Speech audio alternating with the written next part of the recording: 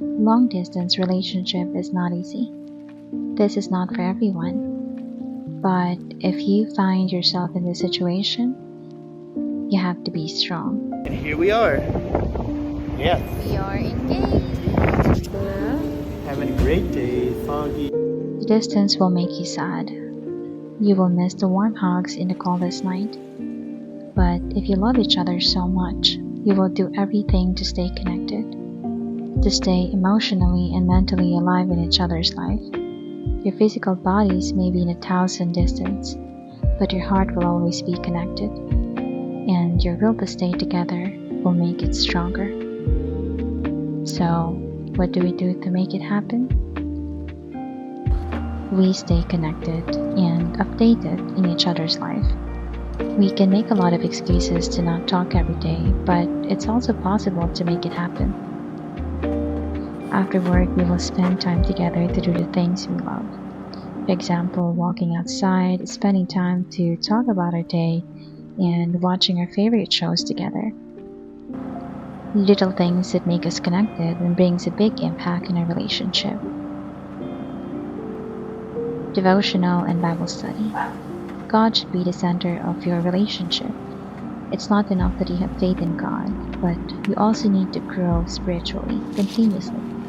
And as a couple, it is important for us to always put God first before anything or anyone, even each other. In our case, we make sure that we do daily devotional as a couple. You can find a lot of devotional online, and you can choose the topics that you can relate to as couples. Once a week, we also want to make sure that we do Bible study together. We get to be connected emotionally and spiritually in this way. Of course, long-distance relationship fights can't be avoided. You miss each other and the distance will sometimes frustrate you. The internet is not stable all the time, and so there will be miscommunication. But one thing we learn is not to make the fights longer than it should be. Don't be prideful. Forgive and remember that your spouse is not your enemy. But also, don't suppress your feelings so that you can avoid the argument. There is always a healthy way to talk things out. You have to learn each other's way of handling arguments. Respect and find compromise. At the end of the day, you have the same goal: to love each other and to stay together.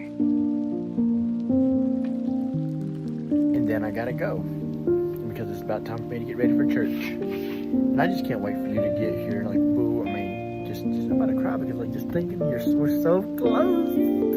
Like this close, you see? This close. This close. This close. That's so hard to keep my fingers that far apart. That close, honey. To you being here. Because all you gotta do,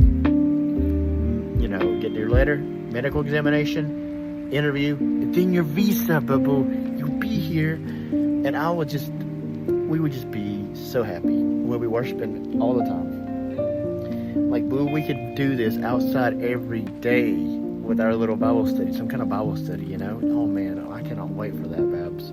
Because there's so many booklets from the church, and they're really, really good study guides. They really are. I mean, there's so many that we can do, and for us, for God, to be godly.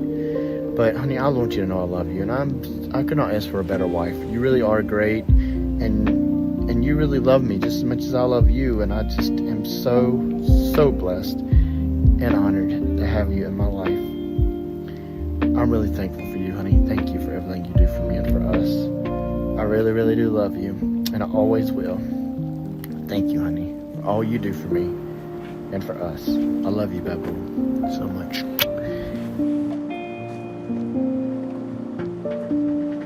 Be positive. Dream together. Always remind each other how much you love one another. It makes a big difference.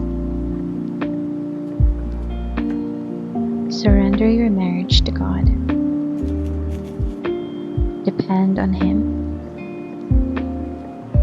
In faith that one day you will be together and you will never be apart again.